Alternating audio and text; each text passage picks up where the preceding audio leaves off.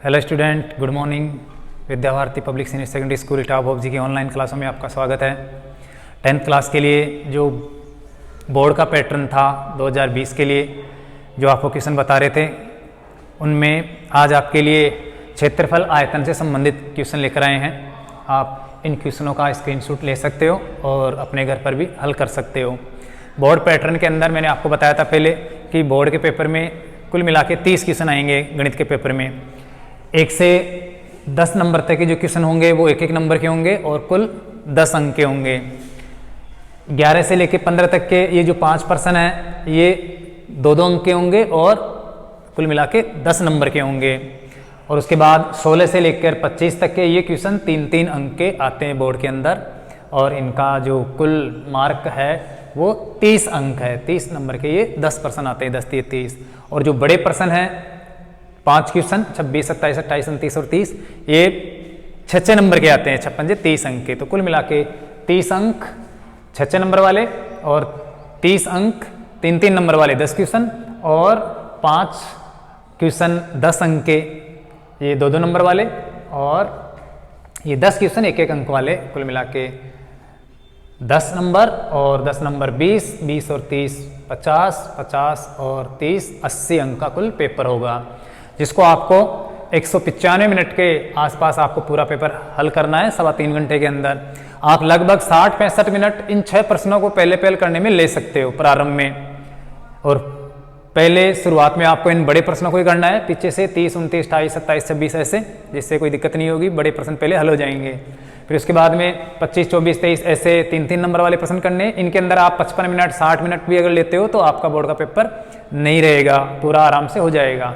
और फिर 2-2 नंबर वाले प्रश्न जो ये 5 प्रश्न है 10 अंक के, उनको आप 20-25 मिनट आधे घंटे तक कर सकते हो।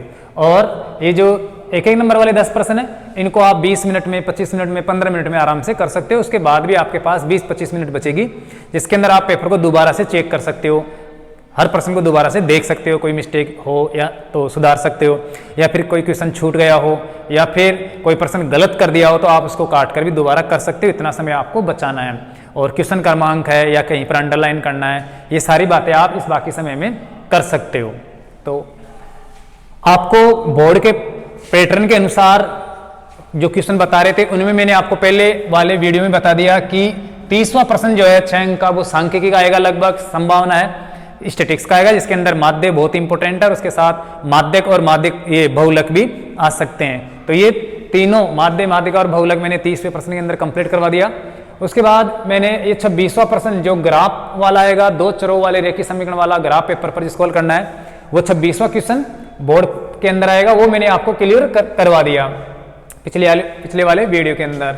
और 16वां प्रश्न कल आपको मैंने क्लियर करवाया है बहुपद वाला, जिसके अंदर विभाजन एल्गोरिथम से भाग देके हम भागफल शेषफल ज्ञात किए थे। तो ये बहुपद वाली प्रश्नावली का आएगा, लगभग आसपास 16 या 17 भी आ सकता है, लेकिन मैं इस पैटर्न के हिसाब से आपको बता रहा हूँ। और साथ साथ पिछले वाले वीडियो के अंदर मैंने 15वां प्रश्न बताया था सड़क सुरक्षा वाला, जिसके अंदर वो पोल की ऊंचाई 8 मीटर है और 17 मीटर दूरदर्शी रेखा तक देख सकता है, तो नीचे दर्शनीय वृत्त का क्षेत्रफल ज्ञात करो। वो सड़क सुरक्षा का आएगा 2 नंबर का, 14-15 पे आ सकता है। 12वां क्वेश्चन आपका कल बताया था मैंने लैस और मैसे ज्ञात करना, अर्थात संख्या पद्धति वाली प्रश्नावली में जो यूक्लिड विभाजन एल्गोरिथम वाली जो प्रश्नावली है उसके अंदर हम लैस और मैसे कैसे ज्ञात करते हैं, एलसीएम और एचसीएफ, वो आपको बताया था 12वें क्वेश्चन के अंदर।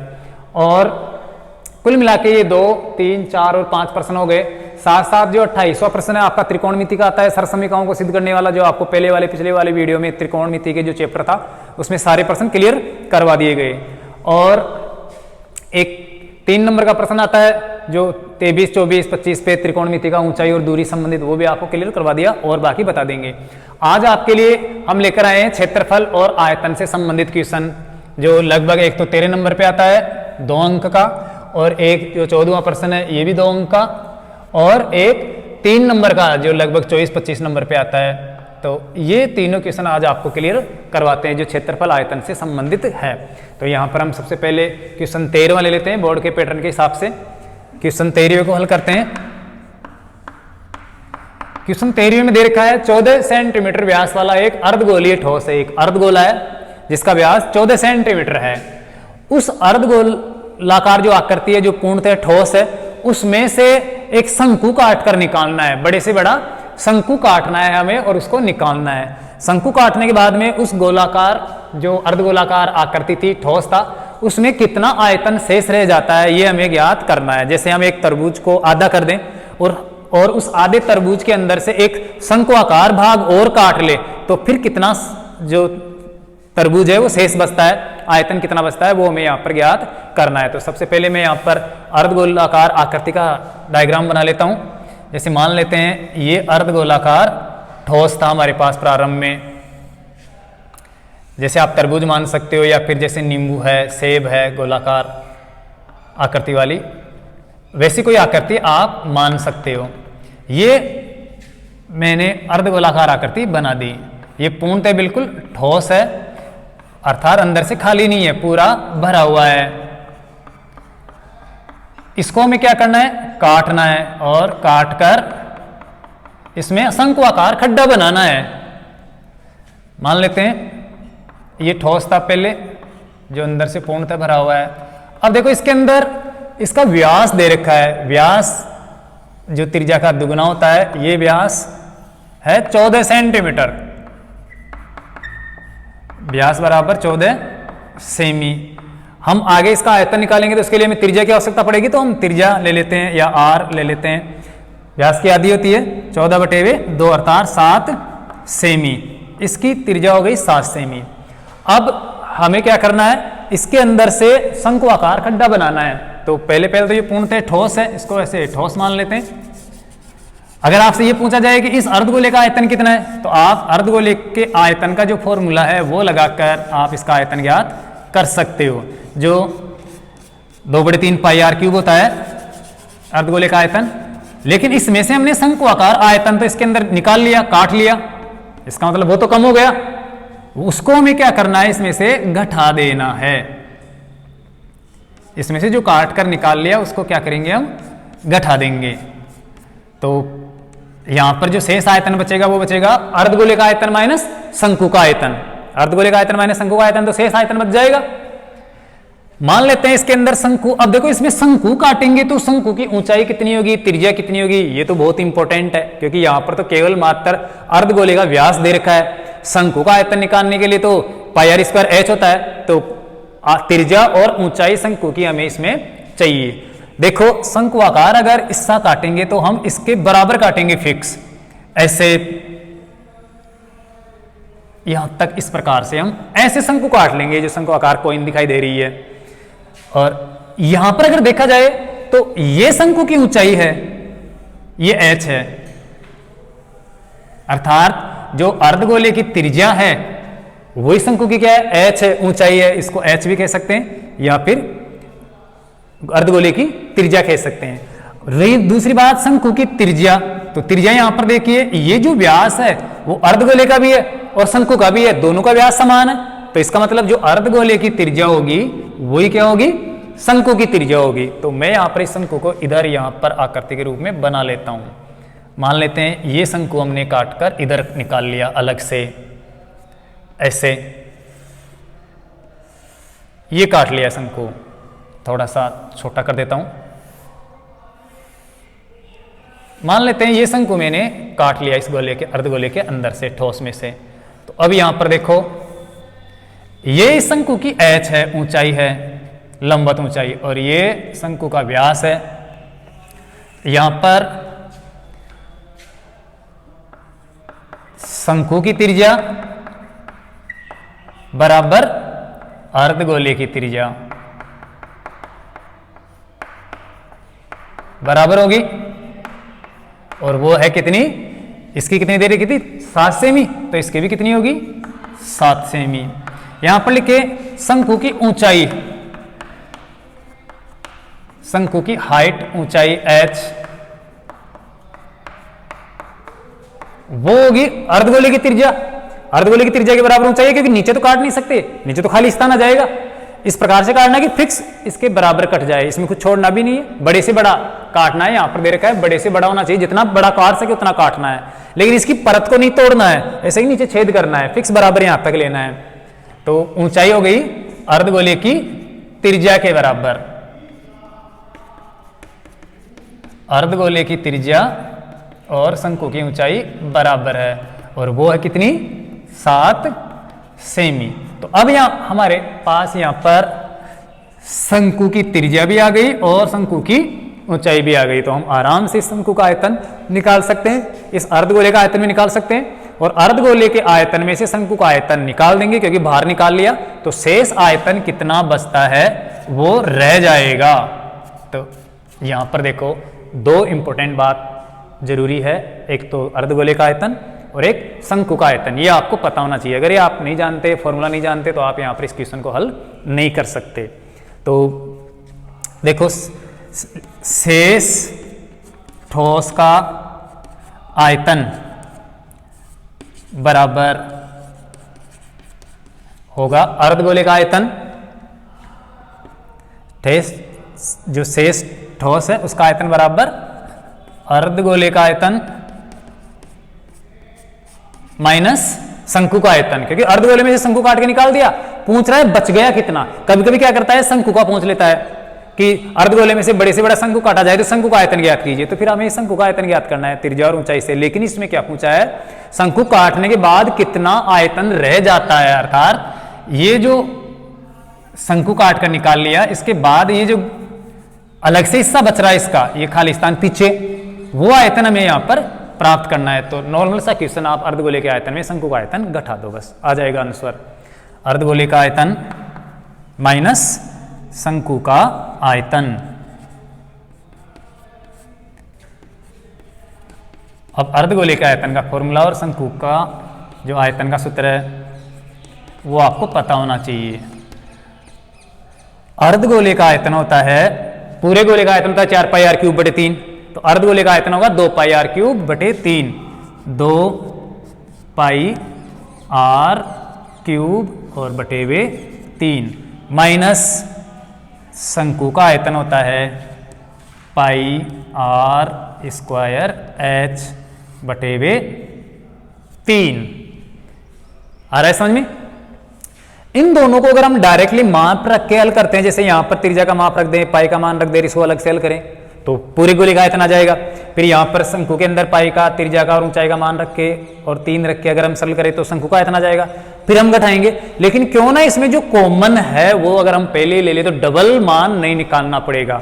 तो यहां पर देखो पाई दोनों के अंदर है, साथ साथ त्रिज्या दोनों के अंदर है, स्क्वायर तक अधिकतम घात बराबर है दोनों की त्रिज्या, इसलिए सेम ले सकते हैं, और बटे में 3 भी कॉमन है, तो आप पाई आर स्क्वायर बटे 3, पाई आर स्क्वायर बटे 3 कॉमन ले लो, जिससे ज्यादा समय नहीं लगेगा आपका। तो यहां पर पाई आर स्क्वायर बटे वे ये 3 मैं कॉमन ले लेता हूं, तो अंदर क्या बचेगा, एक तो 2 बचेगा और एक त्रिज्या बचेगी। एक त्रिज्या की 2 घात है यहां पर, 2 घात 3 घात है यहां पर, 2 घात बाहर लिए तो 1 बच जाएगी, तो ये 2r बच जाएगा, माइनस ये माइनस। यहां पर देखो पाई आर स्क्वायर बटे 3 ले लिया तो क्या बचा, केवल मात्र h बचा, तो यहां पर हम h रख देंगे, तो ये h। अब हम इनका माप रखते हैं जिससे आसानी से हल हो जाएगा। ये देखो पाई का मान 22 बटे वे 7 या फिर 3.143 होता है, जो क्वेश्चन में दिया हो वैसे ले सकते थे। इस क्वेश्चन में ये नहीं कहा है कि पाई का मान 22 बटे 7 लो या क्या लेना है, तो आप 22 बटे 7 ही लेना है जब तक न कहा जाए तब तक। तो ये 22 बटे वे 7 गुणा त्रिज्या, दोनों की त्रिज्या समान थी अर्थात 7 सेमी, तो ये 7 गुणा 7 और गुणा में कोष्टक में ले लेते हैं ऊपर 2 गुणा आर, त्रिज्या का 2 गुना क्या, व्यास कितना था 14 सेमी, तो ये 14 सेमी माइनस h शंकु की ऊंचाई कितनी 7 सेमी, और इधर सेमी सेमी सेमी गुणा होकर क्या हो जाएगा, सेमी क्यूब हो जाएगा। देखो 7 से 7 कट जाएगा सीधे ही, बचा 22 गुणा 7, 22 7 154, ध्यान रखना कोई मिस्टेक नहीं होनी चाहिए, 22 7 154 और गुणा 14 में से 7 गया तो 7 बचा, ये 7 और सेमी क्यूब। अब देखो यहां पर जो बटे 3 है उसका तो कहीं पर यहां पर कोई नाम ही नहीं है, तो ये ध्यान रखना आपको ऐसी गलती नहीं करनी है, क्वेश्चन आपके समझ में आना चाहिए, वो वेरी इंपॉर्टेंट है। तो ये बटे हुए 3 को अगर हम देखना चाहे काटना चाहे तो इसमें देखो 5 और 4 1 9 10 नहीं करता इससे, क्योंकि योग में 3 का भाग जाता है तो इसमें भी 3 का भाग जाएगा। 7 में नहीं जाता तो हम गुणा करके बटे में 3 लगा देते हैं। 7 से गुणा करते हैं, 7 चौक 28 का 8, 7 पंजे 35 और 2 हासिल की 36 37, 7 एकम 7 और 3 10, 1078। बाकी तुम गुणा में और देख लेना, अगर कोई गलती हो तो अपने हिसाब से सही कर लेना। ये गलती हो सकती है लेकिन आपके क्वेश्चन समझ में आना चाहिए कि क्या सिस्टम था। अर्धगोला था, उसके अंदर शंकु काट के निकाल दिया तो कितना शेष बचा, तो आपको अर्धगोले का आयतन माइनस शंकु का आयतन घटा देना है। अब वो हल आप कैसे करोगे वो तुम जानो, लेकिन क्वेश्चन समझ में आना बहुत ही जरूरी है। बाकी संख्या तो चेंज हो सकती है एग्जाम के अंदर, कोई जरूरी नहीं कि 7 सेमी त्रिज्या ही आए, 14 सेमी आ सकती है, 21 सेमी आ सकती है, तो क्वेश्चन समझ में आना जरूरी है। बाकी ये मान निकालना तो आपका काम है। तो यहाँ पर देखो फिर से मैं गुणा करके बताता हूँ, 7 चौक 28 8 हासिल की 2, 7 पंजे 35 और 2 37, 7 एकम 7 और 3 10 बटे हुए 3, और ये सेमी क्यूब हो गया, घन सेमी। अब 3 का अगर हम भाग देते हैं इसके अंदर तो देखो पूरा पूरा तो जाएगा नहीं क्योंकि दशमलव प्रसार अशांत है। बटे के अंदर 2 की घात और 5 की घात आती है तो ही क्या होता है, दशमलव प्रसार शांत होता है। तो ये शांत है इसलिए हम लगभग मान निकाल लेंगे। 3 तिये 9 बचा 1 हो गया 17, 3 छिके 18, 6 बार नहीं जाएगा, 3 पंजे 15 बचा कितना 2 हो गया कितना 28, 3 नाम 27 बचा कितना 1 में भाग जाता नहीं, आगे कोई संख्या है नहीं तो यहाँ पर भाग को तोड़ के पॉइंट लगा देते हैं भागफल में और 1 बन जाएगा 10, 3 तिये 9, 1 बचेगा 10, 3 तिये 9, 3 तिये 9, 3 तिये 9, तो ये लगभग हो जाएगा सेमी क्यूब। लगभग आ गया समझ में, बहुत इजी है। देखो इसी क्वेश्चन को हल करने में आप डबल समय भी लगा सकते हो। अगर गोले का आयतन आप अर्धगोले का आयतन अलग से निकालोगे तो अलग से पूरा हल करना पड़ेगा।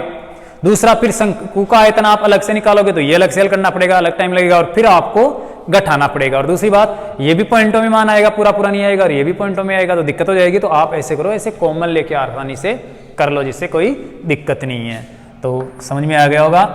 अतः शेष ठोस का आयतन वॉल्यूम कितना बचा 359.33 घन सेमी या सेमी क्यूब लगभग, और ये आपका आंसर हो गया। देखो यहां पर मैंने ये जो हल किया है गुणा भाग जो भी किया है इसमें मिस्टेक हो जाए तो आप अपने स्तर पर सुधार लेना, क्योंकि ये इंपॉर्टेंट नहीं है मिस्टेक, आपको गलती नहीं करनी है। यहां पर मेरा उद्देश्य है आपको प्रश्न को समझाना, कॉन्सेप्ट तैयार करना कि क्वेश्चन क्या है और इसको हल कैसे करना है। बाकी एग्जाम में हल तो आपको करना पड़ेगा। पिछले वाले जो कुछ वीडियो थे उनमें भी बहुत सारी मिस्टेक थी, ध्यान नहीं दिया मैंने। वो एक 80 मीटर रोड वाला था, चौड़ी रोड वाला, उसमें 60 मीटर और 20 मीटर आना चाहिए था, वहां पर आपने देखा नहीं ढंग से। एक पोल की दूरी तो 20 मीटर थी और दूसरी कितनी थी 60 मीटर, तो मैंने वहां पर 80 मीटर लिख रखा है। तो वो इंपॉर्टेंट नहीं है, आपको समझना है और पता चले तो उसको दूर कर देना है, लेकिन वो प्रश्न क्या है उसको कैसे हल करना है ये बहुत ही जरूरी है, क्योंकि एग्जाम में आपको हल करना है, आपको उत्तर निकालना है। तो प्रश्न आपके समझ में आना चाहिए। मैं एक बार इस क्वेश्चन को और अच्छी तरह से बता देता हूं। एक अर्धगोलाकार ठोस था, जैसे पूरा गोला होता है उसको काट दे तो आधा गोला बचता है। उस अर्धगोलाकार ठोस में से हम क्या करेंगे, एक शंकु आकार खड्डा खोदेंगे। जैसे मान लो एक लकड़ी का गुटका ही है, ठोस लकड़ी का गुटका है अर्धगोलाकार, उसके अंदर से हम शंकु आकार खड्डा खोद लेते हैं। इस प्रकार से खोदते हैं कि वो बड़े से बड़ा बने, तो शंकु का जो व्यास तो होगा वो तो अर्धगोले के व्यास के बराबर हो जाएगा, और नीचे जो खड्डा बनेगा वो लास्ट तक नीचे वाले छोर तक बनेगा, यहां तक, इसके नीचे नहीं तोड़ना है। तो इसका मतलब इतनी ऊंचाई तक का खड्डा बनेगा। शंकु आकार खड्डे की जो ऊंचाई होगी या गहराई होगी वो इतनी होगी, अर्थात अर्धगोले की त्रिज्या के बराबर होगा। तो शंकु की त्रिज्या और ये शंकु की ऊंचाई और अर्धगोले की त्रिज्या बराबर हो गई। दूसरी बात, इसको साइडों में हम काटेंगे, खड्डा खोदेंगे तो यहां तक खोद सकते हैं, लास्ट इसकी अंतिम जो परत आएगी वहां तक। अगर इससे ज्यादा करेंगे तो टूट जाएगा ये, लेकिन इसको छोड़ना भी नहीं, तो बारीक पतली, कहने का मतलब परत छोड़नी जो न के बराबर हो। तो यहां तक इसका व्यास हो जाएगा, शंकु का व्यास यहां तक बन जाएगा। इसका मतलब गोले का व्यास और शंकु का व्यास बिल्कुल सेम होगा। तो हमारे पास शंकु का व्यास और शंकु की ऊंचाई आ गई। शंकु का व्यास गोले के व्यास के बराबर और शंकु की ऊंचाई गोले की त्रिज्या के बराबर। तो ये जो शंकु काटा है हमने, इसके अंदर त्रिज्या हो गई 14 की आधी 7 सेमी और ऊंचाई हो गई अर्धगोले की त्रिज्या के बराबर, कितनी 7 सेमी। अब हमें क्या करना है, इसमें से जो शंक्वाकार खड्डा निकाल दिया वो तो लकड़ी काट के निकाल दी, इसका मतलब अब ठोस में क्या रहा, आयतन का मतलब अब जो ठोस बचा है, कुछ भी मैटर बचा है वही आयतन होगा ना। तो इसको अगर हम आयतन के रूप में मापें, तोले आयतन के रूप में, तो अर्धगोला तो पूरा है नहीं, क्योंकि इसके अंदर शंक्वाकार खड्डा का जो भाग था वो कम हो गया, तो बचा कितना, तो सीधी सी बात है अर्धगोले में से आप शंक्वाकार खड्डे का आयतन घटा दो, अर्धगोले में से आप शंकु का आयतन कम कर दो, शेष ठोस का आयतन आ जाएगा। तो यहां पर हमें क्या करना है, शेष ठोस का आयतन बराबर अर्धगोले का आयतन पूरा माइनस काट कर निकाला गया शंक्वाकार जो भाग था उसका आयतन।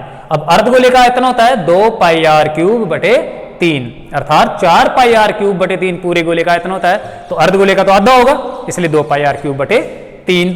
शंकु का आयतन होता है पाई आर स्क्वायर एच बटे 3, अर्थात बेलन का आयतन बटे 3, बेलन का तीसरा हिस्सा होता है। अगर बराबर ऊंचाई और त्रिज्या वाला अगर बेलन और उसमें से कोई शंकु काटें तो उसका तीसरा हिस्सा होता है। तो यहां पर देखें तो पाई आर स्क्वायर बटे 3, इसमें भी पाई आर स्क्वायर बटे 3 और इसमें भी 3 घात है, तो 2 घात कॉमन है, तो पाई आर स्क्वायर बटे 3, पाई आर स्क्वायर बटे 3 में कॉमन ले लेता हूं।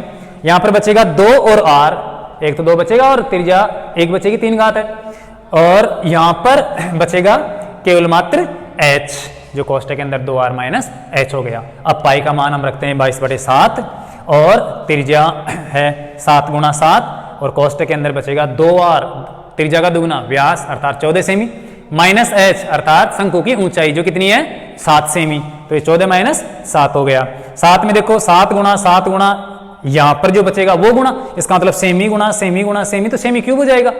3 बार ऊंचाई, ये जो माप है त्रिज्या है या ऊंचाई है आपस में गुणा हो रही है, तो 3 जगह सेमी गुणा हो रहा है, इसलिए सेमी क्यूब होता है। कहने का मतलब आयतन 3D होता है, इसके अंदर क्यूब आता है, क्षेत्रफल में स्क्वायर होता है। यहां पर देखो 7 से 7 कट गया, बचा 22 गुणा 7 बटे 3, 22 7 154 होता है, 22 को 7 से गुणा करेंगे तो, और बटे 3, और 14 में से 7 गया तो कितना बचा, ये 7, और सेमी क्यूब 7 से गुणा करते हैं, 7 चौक 28 हासिल की 2, 7 पंजे 35 और 2 37 हासिल की 3, 7 एकम 7 और 3 10 बटे 3 सेमी क्यूब।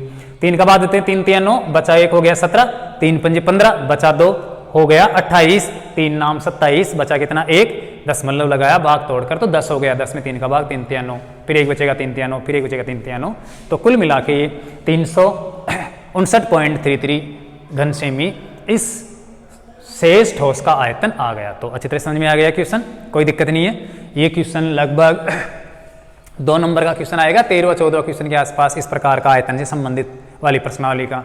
हो सकता है बेलन के बारे में आ जाए, लेकिन मैं मेरे हिसाब से अंदाज से आपको ऐसा बता रहा हूँ, इसकी जगह दूसरा भी आ सकता है। तो मिटा दो इस क्वेश्चन को, लेते हैं हम नेक्स्ट क्वेश्चन, इस 14वें क्वेश्चन को अच्छी तरह से उतार लेना, इसको देख लेना एक बार।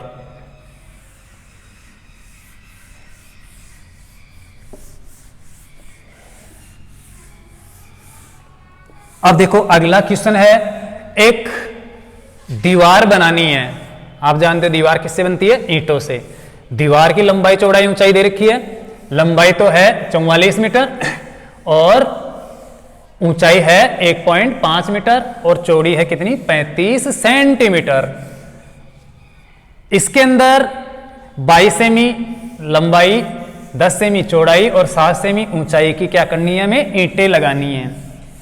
तो बताना है हमें कितनी ईंट लगेगी। यहां पर यह मान लेना है कि सारा आयतन ईंटों का ही है और जो कुछ रोड़ी सीमेंट बजरी है ये नहीं मानना है, ये नहीं बता रखा है। पूरी की पूरी दीवार किससे बनी हुई है, ईंटों से ही बनी हुई है। तो दीवार का जो पूरा आयतन है वो ईंटों का आयतन ही है, ये ध्यान रखना है। एनसीईआरटी के अंदर कुछ प्रश्नों के अंदर ईंटों के साथ साथ ये उसका आयतन भी दे रखा है, किसका, जो हम गारा काम में लेते हैं या फिर सीमेंट या जो रोड़ी बजरी काम में लेते हैं ईंटों के बीच में चिपकाने के लिए, वो भी दिया होता है। लेकिन यहां पर आपको नहीं मानना है, अर्थात कुछ भी नहीं है ईंटों के अलावा। पूरी दीवार किससे बनी हुई है, ईंटों से ही बनी है। तो देखो इस क्वेश्चन को कैसे हल करना है, समझना बहुत ही जरूरी है।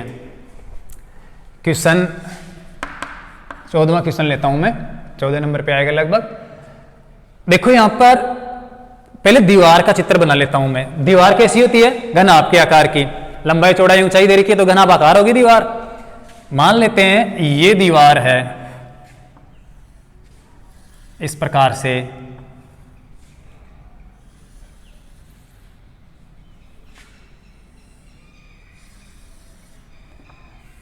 ये ऐसे घनाभ के आकार की आकृति होती है। आप दीवार को देख सकते हो कैसे दीवार बनी हुई है।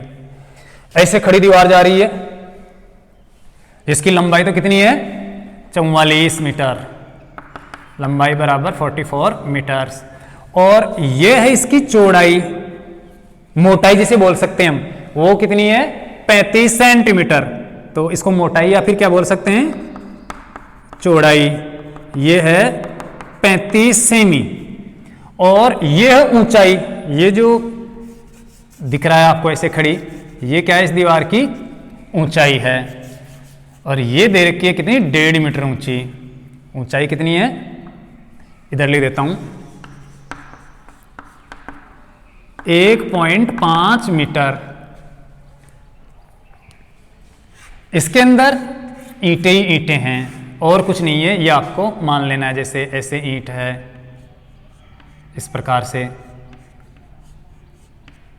से ईंटें इसके अंदर जचाई गई है, सेट की गई है, जिस प्रकार से इसकी चिनाई करते हैं वैसे। आ रहा है समझ में? तो ऐसे मान लेना। ये ईंटों की डिजाइन बनाने में थोड़ा समय लगेगा, तो आप इस प्रकार से मान लेना कि ऐसे ईंटों से भरी है ये पूरी दीवार। अब देखो इसके अंदर कैसी ईंट लगानी है, ईंट की डिजाइन कैसी होती है, वो भी घनाभ के आकार की होती है, दीवार की तरह छोटी छोटी ईंट होती है। तो यहां पर मान लेते हैं ये ईंट यहां पर इस दीवार के अंदर हम लगा रहे हैं। ये खड़ी ईंट बना देता हूं मैं, ऐसे ईंट है जो आप जानते होंगे शायद, इस प्रकार से ईंट आती है। कुछ भी नाम लिख सकते हैं, इसके अंदर नाम भी लिखा हुआ होता है, तो मान लो कुछ भी नाम है। अब देखो इस ईंट की लंबाई चौड़ाई ऊंचाई दे रखी है, ये 22 सेमी गुणा 10 सेमी गुणा 7 सेमी का मतलब है लंबाई चौड़ाई और ऊंचाई, या चौड़ाई लंबाई ऊंचाई कैसे भी मान लो। ये 22 सेमी लंबी और 10 सेमी क्या है ऊंची, ये है 10 सेमी, और चौड़ी कितनी है 7 सेमी, ये 7 सेमी। तो मैं यहां पर माप लिख देता हूं। सबसे पहले दिया है, क्वेश्चन के अंदर क्या दिया हुआ है वो माप हम लिख देते हैं, जिससे कि पर्सनल करने में कोई दिक्कत नहीं होगी। दिया है दीवार की लंबाई बराबर कितनी मीटर 44 मीटर। उसके बाद है दीवार की ऊंचाई, ऊंचाई है 1.5 मीटर, और चौड़ाई है कितनी 35 सेंटीमीटर। अब देखो 35 सेंटीमीटर, मीटर अलग है, सेंटीमीटर का माप अलग है। आप या तो तीनों मापों किसमें करो मीटर में कन्वर्ट करो, या फिर तीनों को किसमें करो सेंटीमीटर में। दूसरी बात जो ईंट का माप है वो भी सेम इसके करना है, तो आप चाहो तो सभी को क्या कर लो मीटर में कन्वर्ट कर लो, या सभी को सेंटीमीटर में, जैसे आपको हल करना अच्छा लगे वैसे कर सकते हैं। तो यहां पर मैं इसे कर लेता हूं सेंटीमीटर में बदल लेता हूं, जिससे क्या होगा आपको पॉइंटों वाली दिक्कत नहीं होगी, क्योंकि दशमलव आएगा उससे दिक्कत हो सकती है गुणा भाग करने में। तो हम सेंटीमीटर में बदल लेते हैं। 44 मीटर को आप 100 से गुणा कर दो, क्योंकि 1 मीटर में 100 सेंटीमीटर होता है, तो ये 4400 सेमी हो गया। आ रहा है समझ में? 1.5 मीटर का मतलब 1 मीटर और 50 सेंटीमीटर था, 150 सेंटीमीटर 150 सेंटीमीटर। ये आपको ध्यान रखना है। कुछ छात्र क्या करते हैं ये सेंटीमीटर मीटर का ध्यान ही नहीं रखते, पर्सन समझ लेते हैं लेकिन इनको कन्वर्ट नहीं करते, उत्तर गलत आ जाते हैं, क्योंकि सेंटीमीटर का और मीटर का तो कोई कॉम्बिनेशन ही नहीं बैठेगा। तो ये 150 सेंटीमीटर 35 सेंटीमीटर 35 सेंटीमीटर है, इसको तो कन्वर्ट करने की आवश्यकता ही नहीं है। अब देखो ईंट की लंबाई, ईंट को भी बदलना है। ईंट की लंबाई कितनी दे रखी है, ईंट की लंबाई है 22 सेमी, और चौड़ाई कितनी है, चौड़ाई दे रखी है 7 सेमी ले लो, क्योंकि चौड़ाई कम होती है ऊंचाई ज्यादा होती है चौड़ाई की बजाय। और ऊंचाई, ईंट की ऊंचाई है कितनी 10 सेमी। ये ईंट का माप हो गया। अब हमें क्या करना है, ईंटों की संख्या ज्ञात करनी है पहले। तो आपको पता है दीवार के अंदर जो आयतन है वो सारा आयतन किसका है, ईंटों का है। इसका मतलब ईंटों के कुल आयतन में एक ईंट के आयतन का भाग दे दो, ईंटों की संख्या आ जाएगी। जैसे मान लो 10 किलो में एक ईंट बनती है और एक ईंट का आयतन 1 किलो है, तो कितनी ईंट लगेंगी?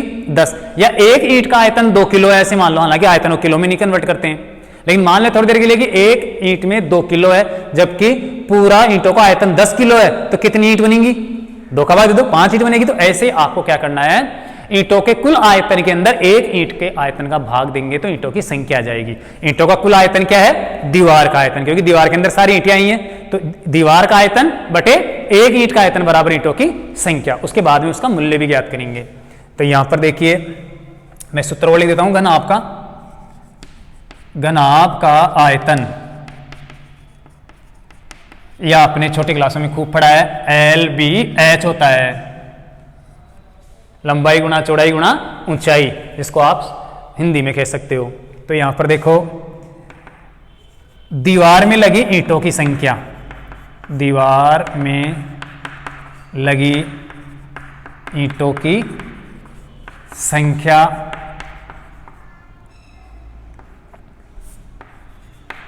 बराबर दीवार का कुल आयतन बटे एक ईंट का आयतन। ये समझना जरूरी है, दीवार का कुल आयतन बटे हुए भाग एक ईंट का आयतन। अब देखो, दीवार का कुल आयतन बराबर घनाभ का आयतन, और घनाभ का आयतन क्या होता है? लंबाई गुणा चौड़ाई गुणा ऊंचाई। अब ईंट का आयतन भी वही लंबाई गुणा चौड़ाई गुणा ऊंचाई होता है, वो भी घनाभ के आकार की है। तो लंबाई गुणा चौड़ाई गुणा ऊंचाई, ये डैश लगा देता हूं जिससे ये सेम टू सेम ना हो, लंबाई डैश चौड़ाई डैश ऊंचाई डैश। अब आपको इनका माप रखना है, लंबाई चौड़ाई ऊंचाई का, दीवार का कितना है और ईंट का कितना है। तो देखो, दीवार की लंबाई कितनी है? 4400 सेंटीमीटर, क्योंकि सेंटीमीटर में कन्वर्ट कर लिया, 44 मीटर 4400 सेंटीमीटर हो गई, गुणा चौड़ाई कितनी है दीवार की? 1.5 मीटर का मतलब 35 सेंटीमीटर है चौड़ाई, तो ये 35 सेंटीमीटर, गुणा ऊंचाई कितनी है? 1.5 मीटर का मतलब 150 सेंटीमीटर, 150 सेंटीमीटर, और सेमी गुणा सेमी, तो ये हो जाएगा सेमी क्यूब हो जाएगा, अर्थात घन सेमी हो जाएगा। बटे में देखो, ईंट की लंबाई 22, कितनी देर की ईंट की लंबाई? 22 सेमी, तो ये 22 गुणा चौड़ाई कितनी है? 7 सेमी, तो ये 7 सेमी, गुणा ऊंचाई कितनी है? 10 सेंटीमीटर, तो ये 10, और सेमी गुणा होकर ये भी क्या हो जाएगा? Semi cube. अगर हम अलग से इसको गुणा करेंगे, मान निकालेंगे, इसको अलग से निकालेंगे, फिर भाग देंगे, तो आपके लिए थोड़ा मुश्किल हो जाएगा। क्यों?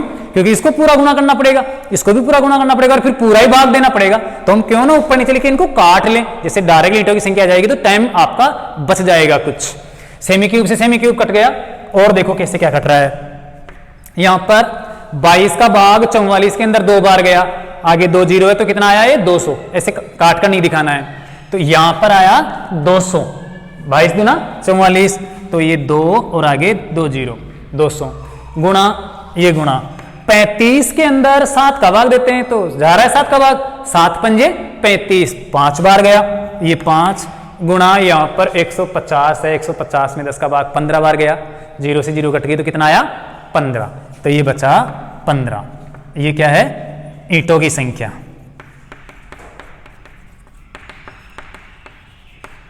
अब इनको गुणा कर लेते हैं।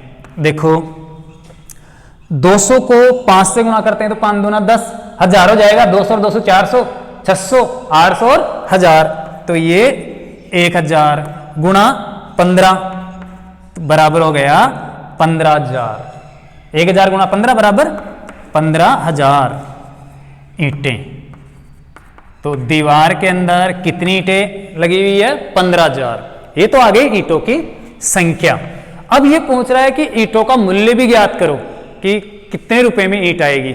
इसने ईंटों के मूल्य का हिसाब दे रखा है कि 175 रुपए लगते हैं 100 ईंटों के, एक ईंट का नहीं, एक ईंट 175 रुपए में थोड़ी आएगी, 100 ईंटों के कितने रुपए लगते हैं? 175, और लगभग देखे तो 175 का मतलब 1 रुपये 75 पैसे की ईंट हो गई।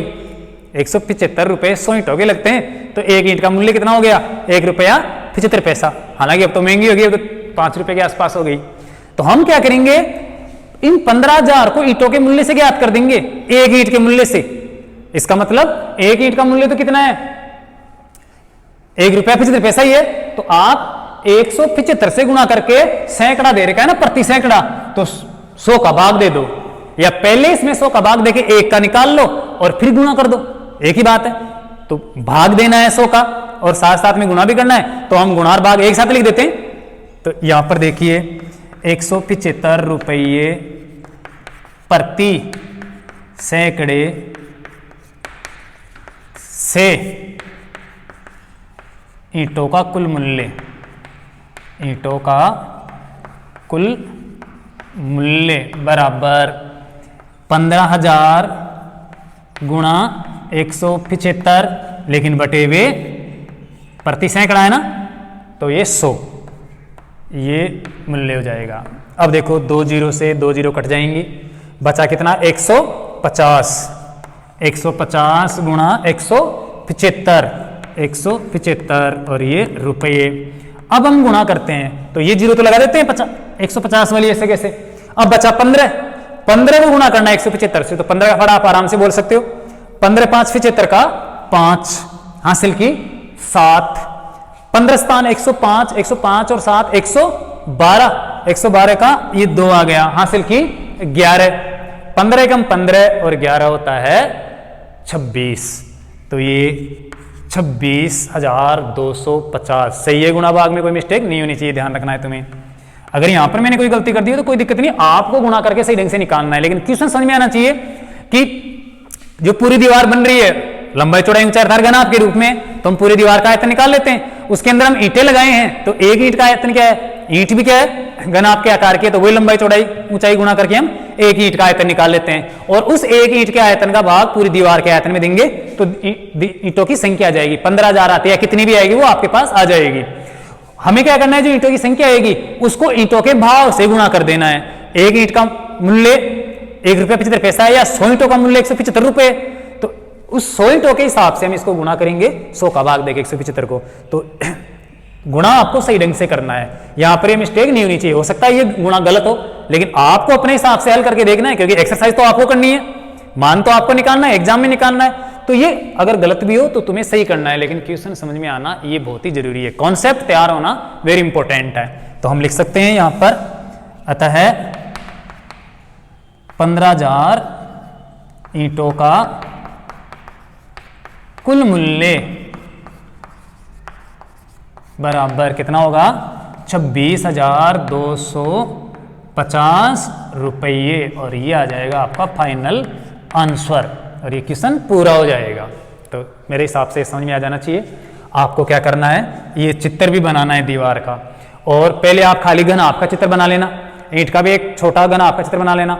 अगर लास्ट में अगर आपके पास टाइम बच जाए 5-10 मिनट, पूरा पेपर करने के बाद पूरा मिला लिया अच्छी तरह से, हर क्वेश्चन को चेक कर लिया, आप कोई काम नहीं है आपके पास, अगर ऐसा हो तो फिर आप इसको ईंटों से भर सकते हो, इसे डिजाइन बना सकते हो। नहीं, बाकी ऐसे बनाने की कोई आवश्यकता नहीं है, आपको सिर्फ एक खाली कच्चा चित्र बनाना है दीवार के जैसा, या फिर घनाभ के जैसा, थोड़ा बड़ा और ईंट का थोड़ा छोटा, और बस आपको हल करना है।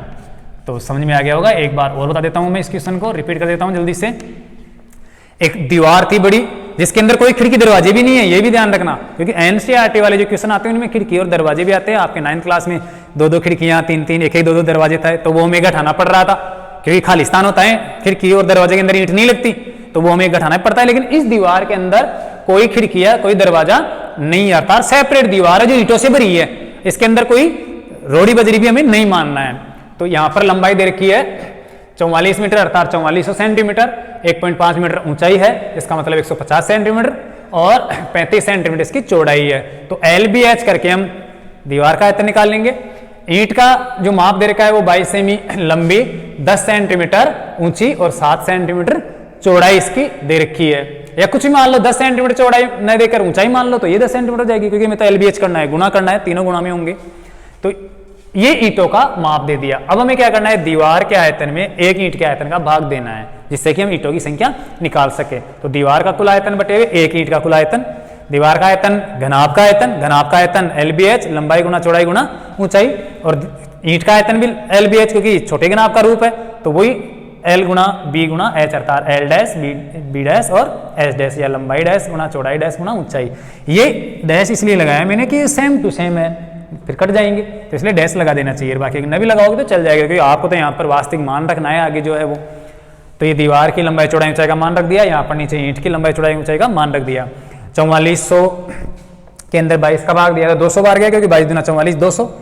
35 के अंदर 7 का भाग दिया तो 7 पंजे 35 5 बार गया, और 10 का भाग 150 में 15 बार गया, या 0 से 0 कट गई 15, तो आ गया 200 गुणा 5 गुणा 15। ये 200 गुणा 5 गुणा 15, 200 को 5 से गुणा करते हैं तो 1000 हो जाएगा, और 1000 को 15 से गुणा और करेंगे तो 15,000 हो जाएगा। तो कुल मिला के 15,000 ईंटें लग गई इस दीवार के अंदर। कहने का मतलब 15,000 का मतलब 5 ट्रॉलियां लगभग, ऐसे मान लो 5 ट्रॉली जो ईंटों की है वो लगी, क्योंकि 44 मीटर दीवार कितनी लंबी होती है, 5 ट्रॉलियों के आसपास, 3000 के आसपास अगर ईंटें आई एक ट्रॉली में तो 5 ट्रॉलियां जितनी दीवार खिंच गई लंबी खूब दूर तक। अब हम क्या करेंगे, इसका मूल्य निकालने के लिए जो एक ईंट का भाव है उसको गुणा कर देंगे। एक ईंट कितने की आती है, अब क्वेश्चन में तो 175 रुपए दे रखे हैं, एक ईंट के नहीं 100 ईंटों के, तो सीधी सी बात है 100 का भाग उसमें दे दो 175 में, जो मैंने यहाँ पर 175 में 100 का भाग दिया, ये देखो एक ईंट का मूल्य है, और गुणा 15,000 ईंटों का मूल्य आ जाएगा, तो 15,000 गुणा 175 बटे 100, 2 जीरो से 2 जीरो कट गई, बचा कितना 150 गुणा 175, एक जीरो लगा देता हूं मैं, और 15 को 175 से गुणा करता हूं तो 15 5 75 हासिल की 5, 15 स्थान 105, और 7 112 का 2 हासिल की 11, और 15 एकम 15 और 11 26। तो इस प्रकार से गुणा में गलती नहीं होनी चाहिए। हो सकता है यहाँ पर गुणा में गलती हो, तो आप उसको सुधार कर अपने हिसाब से सही ढंग से आंसर निकालना है। तो क्वेश्चन समझ में आ गया है। अब हम लेते हैं इस 24वें क्वेश्चन को, जो 24 नंबर पे क्वेश्चन आएगा वो 3 नंबर का आएगा। ये कोई जरूरी नहीं है, ये क्वेश्चन 24 नंबर पे आ सकता है, ये क्वेश्चन इस नंबर पे आ सकता है, और ये कोई जरूरी नहीं कि यही क्वेश्चन आएगा, इनकी जगह दूसरा भी आ सकता है। घनाभ की जगह आयतन का ना कि क्षेत्रफल का आ सकता है, आ रहा है समझ में। और इस बेलन में, ठोस में, इनमें भी पृष्ठीय क्षेत्रफल निकाला जा सकता है, लेकिन इससे संबंधित क्वेश्चन आएंगे बोर्ड के अंदर, तो इसको मिटा देते हैं। अब हम चलते हैं, ये 7 मीटर व्यास वाला एक कुआं खोदने, कुएं की खुदाई करते हैं, उससे निकाल कर मिट्टी को कहाँ ले जाते हैं, फैला देते हैं एक चबूतरे के रूप में, घनाभ के रूप में डाल देते हैं। जैसे कुएं से मिट्टी निकल रही है तो उसको खोद खोद के कहाँ डाल रहे हैं, ट्रॉली में भर के एक जगह ढेर बना रहे हैं, घनाभ के रूप में इसको फैला रहे हैं। जैसे आप जानते हो भरत करते हैं कहीं पर ले जाकर, तो उस प्रकार से इस कुएं को खोद कर जो निकाली गई मिट्टी है उसको एक घनाभ के रूप में फैलाकर डाल रहे हैं। तो आपको बताना है कि कुएं की गहराई कितनी है, कितना गहरा कुआं हम खोदेंगे कि उतने घनाभ के आकार के बराबर मिट्टी आ जाएगी। जो घनाभ के आकार का माप है वहां पर लंबाई चौड़ाई ऊंचाई दे रखी है इसने, तो उतना आयतन के बराबर मिट्टी निकालनी पड़ेगी हमें। जितना घनाभ के आकार का हमें चबूतरा बनाना है, उस चबूतरे के आयतन के बराबर मिट्टी निकालेंगे, नहीं तो चबूतरा फिर उतना ऊंचा नहीं बन पाएगा। तो कुएं की मिट्टी का आयतन और चबूतरे की मिट्टी का आयतन क्या होना चाहिए, बराबर होना चाहिए। तो बहुत ही इजी क्वेश्चन है, आप आसानी से दोनों को बराबर करके कुएं की गहराई निकाल सकते हो। अब बात यह है कि कुआं कैसा खोदा जाता है, कैसा होता है कुआं, गोल होता है बिल्कुल, अर्थात बेलनाकार होता है, तो इसका मतलब बेलन का आयतन निकालना है। और चबूतरा कैसा होता है, इसमें दे भी रखा है लंबाई चौड़ाई ऊंचाई के रूप में, तो चबूतरा हो गया घनाभ के आकार का। तो यहां पर देखिए इस क्वेश्चन को अब हल करते हैं 24वें को। पहले हम कुएं का चित्र बना लेते हैं। मान लेते हैं ये बेलनाकार कुआं खोद दिया भूमि के अंदर, ये इसकी गहराई हो गई या ऊंचाई हो गई h, ये इसका मुंह है, और मान लेते हैं यहाँ पर ये भूमि है, जमीन है, ऐसे जमीन के अंदर ले गए इसको।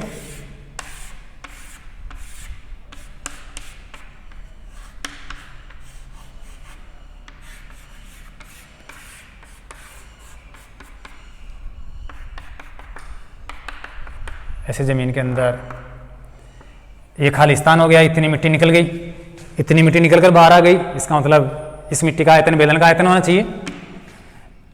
ये कुएं की त्रिज्या है और ये ऊंचाई। अब देखो कुएं में क्या दे रखा है, 7 मीटर व्यास वाला, व्यास तो दे रखा है 7 मीटर, तो त्रिज्या कितनी होगी 7/2। व्यास है यहां से यहां तक बराबर 7 मीटर, तो त्रिज्या कितनी हो जाएगी 7/2 मीटर। एच का पता नहीं दी हुई। अब यहाँ पर हम इस मिट्टी को, जो निकाली गई मिट्टी है, इसको किस रूप में फैला रहे हैं? एक चबूतरे के रूप में, घनाभ के आकार का ऐसे चबूतरा बना रहे हैं। ये मान लेते हैं चबूतरा बन रहा है।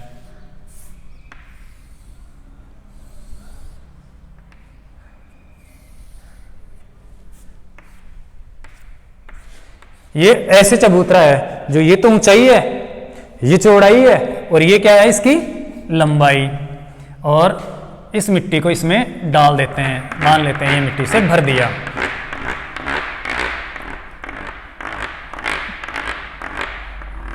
ऐसे पूरा भरा जा सकता है।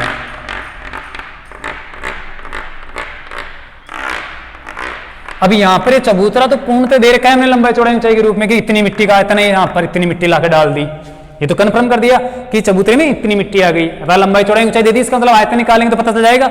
लेकिन कुएं के अंदर से वो मिट्टी निकाली तो कुआं कितना गहरा खोदा, गहराई कितनी है, अर्थात ऊंचाई कितनी है कुएं की, वो हमें ज्ञात करेंगे।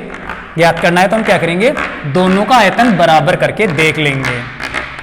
ये देखो चबूतरे की लंबाई, और ये है चबूतरे की ऊंचाई, और ये है चौड़ाई। यहां पर लिख देता हूं मैं, ये चौड़ाई है चबूतरे की चौड़ाई। देखो यहां पर 22 मीटर तो क्या है? लंबा, ये 22 मीटर, और 14 मीटर क्या है? चौड़ा, तो ये 14 मीटर चौड़ाई। और ऊंचाई, ये ऊंचाई कितनी है? 2.5 मीटर, 2.5 मीटर। ये ऊंचाई, ऊंचाई बराबर 2.5 मीटर है। आ रहा है समझ? यहां पर मैं एक बार माप और लिख देता हूं। चबूतरे की लंबाई बराबर 22 मीटर। ये और देख लेना कि कोई सेंटीमीटर में तो माप नहीं है, तो यहां पर इसका माप भी मीटर में दे रखा है, इसके माप भी सारे मीटर में, तो हम मीटर में रख लेते हैं। 22 मीटर लंबाई, और चौड़ाई कितनी है? चौड़ा कितना बनाया है? ये 14 मीटर, तो ये 14 मीटर चौड़ा। और ऊंचा कितना आ गया चबूतरा मिट्टी से? 2.5 मीटर, 2.5 मीटर। यहां पर ले देता हूं, ऊंचाई है 2.5 मीटर। और बेलनाकार कुएं का व्यास कितना दे रखा है? 7 मीटर, तो त्रिज्या कितनी हो जाएगी? 7/2 मीटर, क्योंकि त्रिज्या व्यास की आधी होती है। अब यहां पर देखो कुएं की मिट्टी का आयतन और चबूतरे की मिट्टी का आयतन बराबर है, क्योंकि जितनी मिट्टी कुएं में से निकाली है वही मिट्टी तो चबूतरे में आई है। ऐसा तो नहीं कि निकालने के बाद में ज्यादा हो जाएगी या कम हो जाएगी, जितनी निकाली उतनी आएगी बाहर। तो यहां पर कुएं की मिट्टी का आयतन बराबर चबूतरे का आयतन।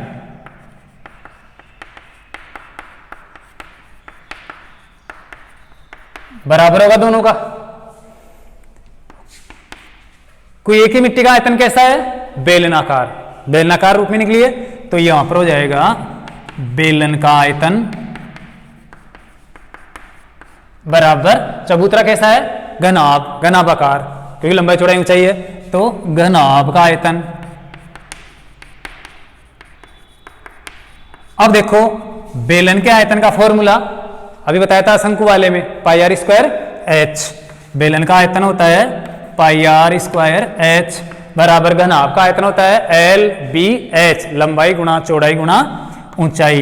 ये लंबाई गुणा चौड़ाई गुणा ऊंचाई। आ रहा है समझ में?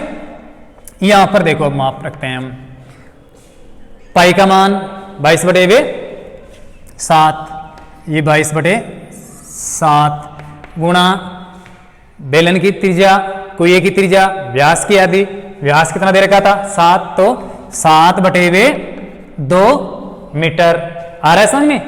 और गुणा h, h का मतलब कुएं की ऊंचाई या कुएं की गहराई, तो इसको h रहने देते हैं, ये माप निकालना है हमें, तो ये h। साथ में πr², स्क्वायर त्रिज्या का वर्ग, अर्थात 2 बार लिखना है, ये ध्यान रखना है। 7/2 गुणा 7/2, पाई आर स्क्वायर है ना, त्रिज्या का वर्ग, तो 2 बार नहीं लिखेंगे त्रिज्या को, तो ये 7 गुणा 7 बड़े 2 गुणा 2 और गुणा ये हो गया h, यहां पर भी मीटर गुणा, यहां पर मीटर गुणा, यहां पर मीटर, इसका मतलब ये हो गया मीटर क्यूब, और इधर LBH के रूप में लंबाई चौड़ाई ऊंचाई 22 मीटर गुणा 14 मीटर गुणा 2.5 मीटर 2.5 मीटर, अर्थात ये भी मीटर क्यूब हो जाएगा।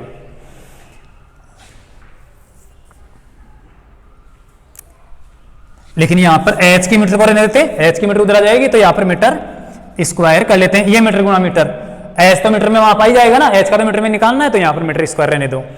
अब देखो पक्षांतर करते हैं, हम सिर्फ h को इधर रख लेते हैं, बाकी सबको उधर ले जाते हैं। पक्षांतर करेंगे तो इधर h रहेगा और इधर से जो बटे में है वो आएंगे गुणा में, और जो गुणा में है वो क्या हो जाएंगे बटे में, और साथ में इसको काट दे जितना कटे उतना, तो ठीक रहेगा। आपको इसे काट के नहीं दिखाना है, सरल कर लेना है। बाकी 2 दूना 4, 2 से कटेगा 1 2 से ही, तो ये 2 से कटा तो कितना आ गया 11। अब देखो इधर लाते हैं हम, इधर पहले से है 22 गुणा 14 गुणा 2.5 मीटर क्यूब बटे हुए, ऊपर क्या बचा 11, जो इधर आएगा तो क्या होगा भाग लग जाएगा, गुणा ये 7 कट गया, ये 7 बचा, तो ये बटे हुए में 7 और आ जाएगा, गुणा मीटर स्क्वायर, गुणा में तो ये मीटर स्क्वायर बटे में आ जाएगा, और ये जो 2 है वो भाग में है, वो कहां जाएगा ऊपर चला जाएगा गुणा में, तो इधर हम गुणा में लिख देते हैं, ये गुणा में आ गया। नहीं दिख रहा है उधर, तो इधर लिख देता हूं, यहां पर लिख लेते हैं, कोई दिक्कत नहीं है। दोबारा देखो, यहां पर h बचेगा और इधर हो जाएगा 22 गुणा 14 गुणा 2.5 गुणा ये बटे वाला 2 आएगा गुणा में, और ये मीटर क्यूब, और उधर से जो गुणा में है 11 या भाग में आ जाएगा, गुणा 7 भाग में आ जाएगा, और मीटर स्क्वायर भाग में आ जाएगा। आया समझ में?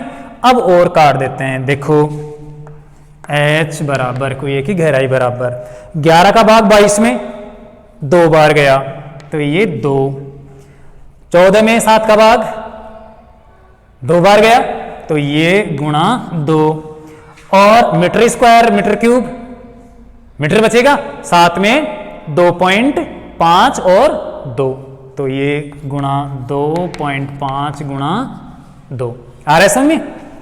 11 दूना 22 2, 7 दूने 14 ये 2 दोनों, और ये 2.5 ये 2.5, और ये 2 ये 2, मीटर क्यूब में मीटर स्क्वायर कटेगा तो मीटर बचेगा, तो ये आ गया माप। यहां पर देखो अब h बराबर गुणा करते हैं, 2 दूना 4, 4 दूना 8, मीटर नहीं लगाया, 2 दूना 4, 4 दूना 8, 8 गुणा 2.5 है, ये 8 गुणा 2.5 मीटर, और अब गुणा करते हैं 8 से, 8 पंजे 40, 40 का 0, 8 दूनी 16, 16 और 4 20, 10 मिनट लगाना है एक अंक छोड़कर, तो कितना आया 20 मीटर। कोई एक ही गहराई कितनी आ गई 20 मीटर। अतः कुएं की गहराई या ऊंचाई बराबर कितनी है 20 मीटर है, जो आपका क्या हो जाएगा उत्तर हो जाएगा, आंसर हो जाएगा। तो आ रहा है समझ में? कोई दिक्कत नहीं है। एनसीईआरटी के अंदर भी एक ऐसा ही क्वेश्चन है, लेकिन उसमें क्या कह रखा है कि 20 मीटर कुआं गहरा खोदते हैं, व्यास से 14 मीटर और 14 मीटर गुणा 22 मीटर चौड़ाई के रूप में भी छाते हैं, तो कितना ऊंचा आ जाता है चबूतरा? कितना आ जाएगा 2.5 मीटर उसकी ऊंचाई आ जाएगी। तो एक ऐसा ही क्वेश्चन आपकी किताब के अंदर, जिसके अंदर कुएं की गहराई दे रखी है 20 मीटर और व्यास भी दे रखा है 14 मीटर, साथ में चबूतरे की लंबाई 22 मीटर और चौड़ाई 14 मीटर दे रखी है, और कह रखा है कि कितना ऊंचा चबूतरा बन जाएगा मिट्टी से। उसी प्रश्न को यहाँ पर बोर्ड में घुमाकर 2017 में उस क्वेश्चन को दिया है। तुम्हारी किताब में चबूतरे की ऊंचाई पूछी गई है, जबकि इसने ऊंचाई दे दी लंबाई चौड़ाई दे दी, और ये जो कुएं की गहराई थी 20 मीटर उसको पूछ लिया आपसे। तो कोई सा भी माप पूछा जा सकता है, इनमें से किसी एक का माप हम निकाल सकते हैं। हो सकता है त्रिज्या भी पूछ सकता है, चबूतरे की लंबाई चौड़ाई ऊंचाई दे दे, गहराई दे दे, त्रिज्या पूछ ले तो त्रिज्या जाएगी 7/2। तो कुल मिला के आपके प्रश्न समझ में आना चाहिए कि कैसे हल करना है। एक बार मैं और रिपीट कर देता हूं। एक कुआं खोदते हैं, कितना गहरा खोदते हैं ये नहीं बता रखा, लेकिन हमें ये ज्ञात करना है। साथ ही साथ व्यास है उसका 14 मीटर, 14 मीटर व्यास वाला एक गहरा कुआं खोदते हैं। उससे निकाली गई मिट्टी को निकाल के एक चबूतरे के रूप में, घन आप के आकार के रूप में क्या करते हैं, बिछाते जाते हैं। जिसकी चौड़ाई तो कितनी है 14 मीटर, और लंबा कितना बनाते हैं 22 मीटर, और उसको मिट्टी को कितना ऊंचा बिछा दिया 2.5 मीटर ऊंचाई तक चबूतरा बना दिया बिछाकर। इसका मतलब ये जो निकलकर मिट्टी आई है वो कुएं से निकल के आई है, तो कुआं कितना गहरा खोदा गया है, अर्थात कुएं की गहराई आप बताइए, कुएं की लंबाई बताइए। तो आपको ये पता होना चाहिए कि कुआं होता है बेलनाकार, बिल्कुल बेलनाकार होता है। ये चबूतरा घन आप के आकार का होता है, या माप दे रखा है घन आप के आकार का, लंबाई चौड़ाई ऊंचाई घन आप में होती है, तो ये घन आप के आकार का है। यहाँ पर सोचने वाली बात है कि कुएं से खोदी गई मिट्टी और निकाल कर बिछाई गई मिट्टी, दोनों आयतन में क्या होगी बराबर, ज्यादा तो हो नहीं सकती, कम भी नहीं हो सकती। जितनी मिट्टी खोदी उतनी मिट्टी बाहर आएगी। ऐसे तो नहीं कि खोदते जाएंगे मिट्टी बाहर नहीं आएगी, ये तो हो नहीं सकता।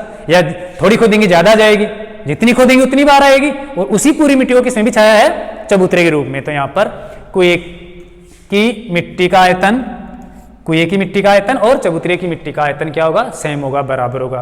कुआं है बेलनाकार, इसका मतलब बेलन का आयतन, और चबूतरा है घनाभ के आकार का, इसका मतलब घनाभ का आयतन क्या होगा, बराबर होगा। बेलन का आयतन होता है पाई r स्क्वायर h, और घनाभ का आयतन होता है लंबाई गुना चौड़ाई गुना h। अब यहाँ पर पाई का मान हम रख देते हैं 22/7, और त्रिज्या है 7/2 गुना 7/2, और h को रहने देते हैं जो हमें ज्ञात करना है, मीटर स्क्वायर हो गया। चबूतरा है 22 मीटर लंबा, 14 मीटर चौड़ा और 2.5 मीटर ऊंचा, तो ये हो गया 22 मीटर गुना 14 मीटर गुना 2.5 मीटर। यहाँ पर 7 से 7 कट गया, 2 का भाग 22 में 11 बार गया, तो ये 11 गुना 7 गुना h कितना आया, 11 गुना 7 गुना h, जिसको हम उधर ले जाएंगे। यहाँ पर और लिख देता हूँ मैं एक बार इसको, 11 गुना 7 गुना h, और बटे में है सिर्फ 2, और ये मीटर स्क्वायर, और इधर आपका है 22 गुना 14 गुना 2.5 मीटर क्यूब। कट करिए आया। अब जो बटे में उसको उधर जाके गुणा में कर देंगे, जो गुणा में उसको भाग में ले आएंगे, तो ये 2 भाग में इधर आएगा तो गुणा में हो जाएगा, ये देखो गुणा में हो गया। और 11 गुना 7 गुना मीटर स्क्वायर, 11 गुना 7 गुना मीटर स्क्वायर गुणा में, ये बटे में आ गया। 11 का भाग देंगे 22 में, 2 बार जाएगा, ये 2 आ गया। 7 को 14 से काटेंगे 2 बार जाएगा, ये 2 आ गया। 2.5 ये, और 2 मीटर है ही, मीटर क्यूब में मीटर स्क्वायर गया। तो इसको गुणा करते हैं, 2 दूना 4, 4 दूना 8, 8 को 25 से गुणा कर लो, 25 × 200 होता है, 1 दशमलव लगा दो तो 20.0 जाएगा। तो कुएं की गहराई आ गई 20 मीटर, अर्थात 20 मीटर गहरा कुआं खोदा गया है। तो इस प्रकार से आपके बोर्ड के जो 13वां 14वां और कौन सा क्वेश्चन था, 24वां क्वेश्चन, ये और कंप्लीट हो जाते हैं। इस प्रकार के क्वेश्चन बोर्ड में आ सकते हैं, तो इस ऐसे क्वेश्चनों को आप तैयार कर सकते हो। लेकिन ये कोई जरूरी नहीं है कि ये ही क्वेश्चन आएंगे। मैं बोर्ड के पैटर्न के हिसाब से बता रहा हूँ, जो मैंने प्री बोर्ड ली थी अब की बार, उसके पेपर के हिसाब से बता रहा हूँ। तो ऐसे क्वेश्चन आप हल कर सकते हो जिससे आपको फायदा हो सके। बाकी अध्ययन के लिए आपको पूरा अध्ययन करना है, जो किताब में जितने भी क्वेश्चन है या आपके पास जो गाइड है, उन सभी प्रश्नों को, बोर्ड के पेपरों को हल करके देखना है अच्छे नंबर लाने के लिए। बाकी तो सिर्फ एक रूपरेखा है पेपर की कि इस प्रकार का पेपर आता है। तो आशा करता हूं कि आप इस प्रकार से कुछ फायदा उठाओगे, अध्ययन करोगे, देखोगे। अगर इन क्वेश्चनों में कहीं पर कोई मिस्टेक हुई हो तो आप उनको अपने स्तर पर सुधार लेना। लेकिन क्वेश्चन कैसा क्या है, समझ में किस प्रकार से आना चाहिए, वो आपके लिए बहुत ही इंपॉर्टेंट है, जो मैंने यहाँ पर समझा दिया। और पिछले वाले वीडियो में भी अगर कहीं पर कोई उत्तर लिखने में अगर मिस्टेक हो गई तो आप उसको अपने स्तर पर सुधारना और उस क्वेश्चन को समझने की कोशिश करना, वो इंपॉर्टेंट है। तो आज के लिए बस इतना ही। बहुत बहुत धन्यवाद।